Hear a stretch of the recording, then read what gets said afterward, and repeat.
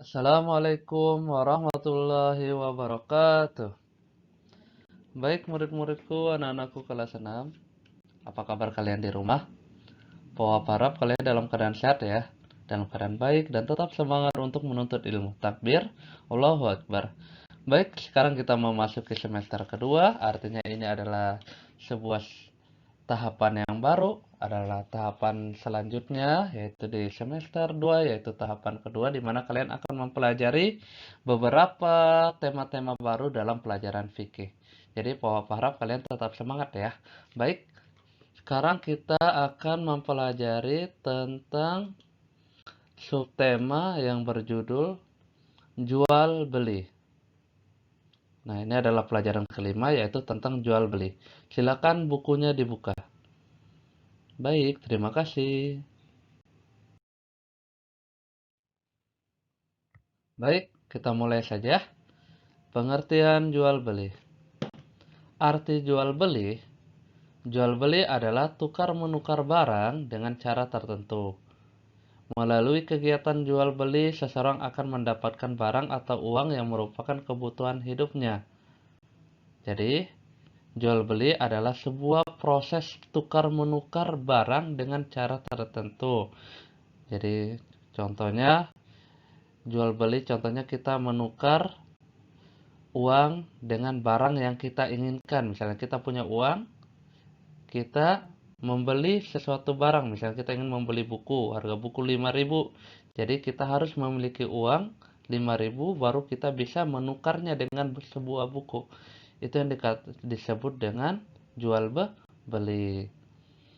Bagi seorang penjual atau pedagang, kegiatan menjual dilakukan dengan maksud memperoleh keuntungan. Bagi pembeli, kegiatan ini dilakukan untuk mendapatkan barang yang diinginkannya. Jadi, dalam sebuah proses jual beli, harus ada manfaat yang harus didapatkan oleh kedua belah pihak. Yang pertama, manfaat bagi penjual, misalnya Pohap yang menjual buku, misalnya Pohap seorang penjual, dengan Pohap menjual buku, maka Pohap akan mendapatkan uang dan uang itu akan Pohap gunakan sebagai kebutuhan atau alat untuk membeli kebutuhan untuk sehari-hari Pohap. Contohnya Pohap dengan menjual buku, nanti uangnya Pohap bisa membeli beras, membeli sayur untuk kebutuhan makan Pohap.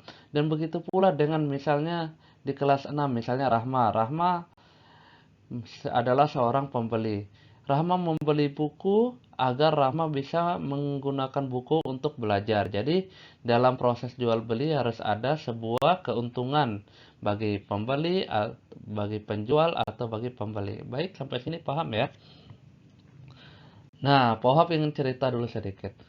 Dulu jual beli itu sering disebut barter. Barter itu adalah contohnya kita tidak memiliki uang, akan tetapi kita bisa mendapatkan barang yang kita inginkan. Contohnya, Pohap punya jagung, terus Nabil punya beras.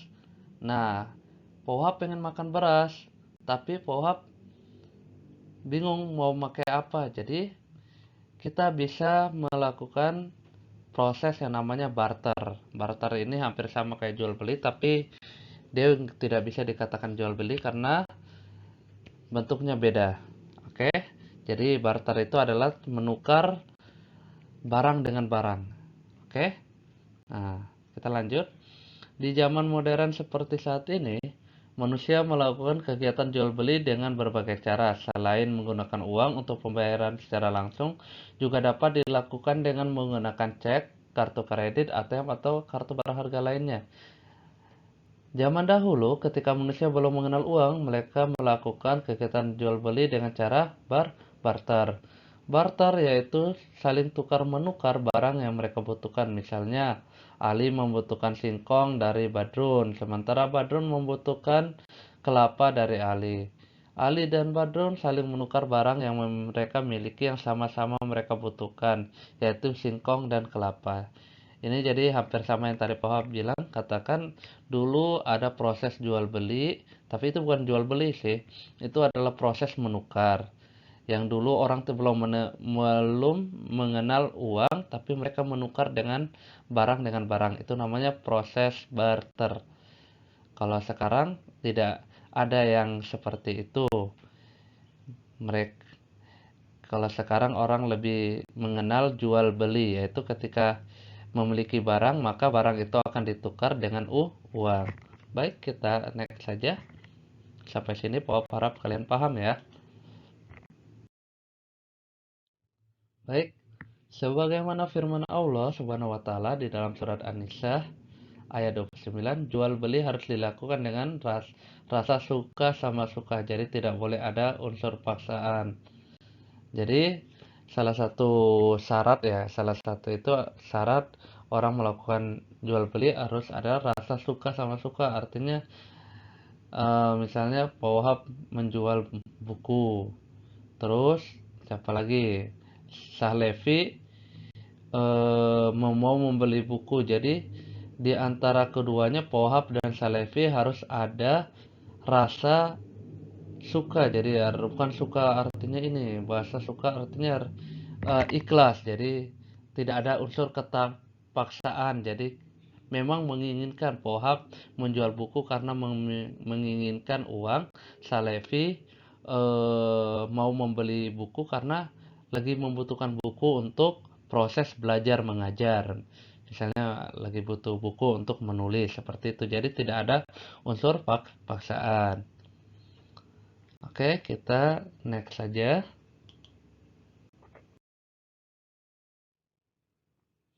Baik, kita masuk ke hukum jual beli. Hukum jual beli, hukum jual beli di dalam syariat Islam adalah halal. Jadi hukumnya jual beli itu di dalam Islam adalah halal. Jadi halal itu artinya boleh dilakukan. Artinya tidak ada larangan di situ halal itu. Berarti Allah Subhanahu wa taala memperbolehkan adanya transaksi jual beli. Hal tersebut tentunya adalah semata-mata untuk kemaslahatan umat manusia.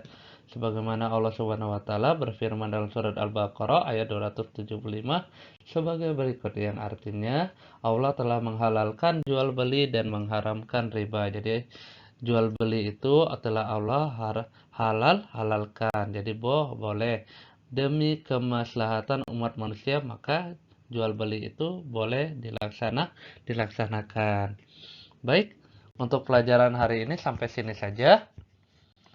Nah, besok nanti pertemuan kedua akan kita lanjutkan lagi, kita next saja.